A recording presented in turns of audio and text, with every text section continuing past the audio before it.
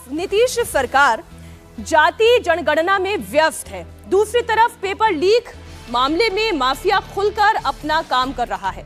बिहार में 1 अक्टूबर को सिपाही भर्ती की परीक्षा हुई थी और इस परीक्षा में बड़े पैमाने पर धांधली की शिकायत सामने आई है।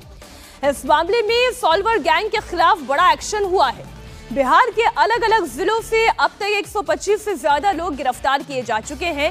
साथ ही इस मामले में अब बिहार पुलिस जांच कर रही है। बिहार पुलिस की आर्थिक अपराध इकाई यानी कि EOU को यह जांच सौंपी गई है। आपको जानकारी दे दें, बिहार में सिपाही भर्ती की परीक्षा 3 अलग अलग तारीखों में आयोजित की गई। पहली परीक्षा 1 अक्टूबर को खत्म हुई, जबकि अब अगली परीक्षा 7 अक्टूबर और 15 अक्टूबर को होनी है। 1 अक्टूबर को सिपाही भर्ती परीक्षा में अनियमितताओं के मामले में अब तक 125 लोगों को गिरफ्तार किया जा चुका है। मामले की जांच आर्थिक अपराध इकाई को सौंप दी गई है, जिसके बाद सभी मामलों को एक साथ क्लब करके वो जांच में जुट गई है। बिहार के 37 जिलों के 529 परीक्षा केंद्रों पर 1 अक्टूबर को सिपाही भर्ती की परीक्षा आयोजित की गई थी। और आप देखिए, आरा से 48, जहानाबाद से 11, भभुआ से 11 और छपरा से 21, नवादा से 11 और मुंगेर से 7 मुन्ना भाई गिरफ्तार हुए। मुन्ना भाई इसलिए कह रहे हैं कि ये जो पहले से ही पेपर को लीक कर देना, चीट करना, ये जो शिकंजे में पूरा सॉल्वर गैंग है वो पुलिस के हाथे चढ़ चुका है। हो सकता है अभी और भी नाम इसमें सामने आए, हो सकता है कोई इनका मास्टरमाइंड भी हो।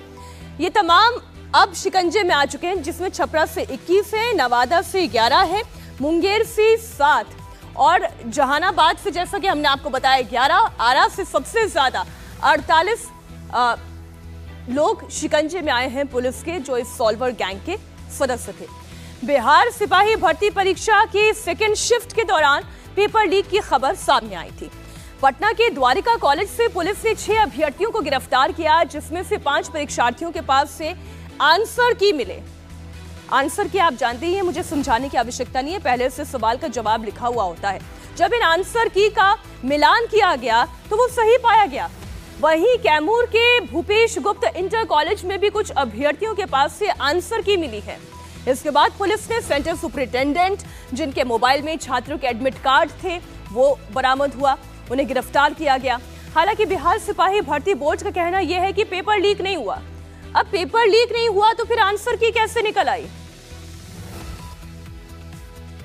एक बार फिर से पेपर लीक की खबर आ रही है। सिपाही भर्ती की परीक्षा 2 पालियों में बिहार में हुई थी और दोनों पालियों में कुछ जगहों से पेपर लीक होने की खबरें आ रही हैं। पटना के कंकरबाग में द्वारिका कॉलेज से 6 छात्र पकड़े गए हैं, उनमें से 5 के पास से आंसर्स मिले हैं और वो आंसर जब बाद में छात्रों से पूछताछ के जरिए मिलाए गए तो पता चला कि जो प्रश्न पूछे गए थे वो उन्हीं के आंसर थे और इस आधार पर सभी 6 लड़कों को गिरफ्तार कर कंकरबाग थाना लाया गया है और पुलिस के तमाम बड़े अधिकारी यहां पर पहुंच गए हैं। उन सबों से पूछताछ की जा रही है और ये जानने की कोशिश की जा रही है कि इन्हें ये आंसर की कहां से मिला, कौन सा ऐसा नेटवर्क था, कौन सा ऐसा गिरोह था जिसके जरिए।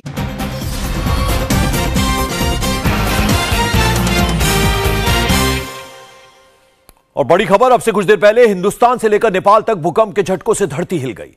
नेपाल में भूकंप के बाद कैसा था नजारा, इसकी कुछ तस्वीरें आप देखिए, किस तरह का मंजर था।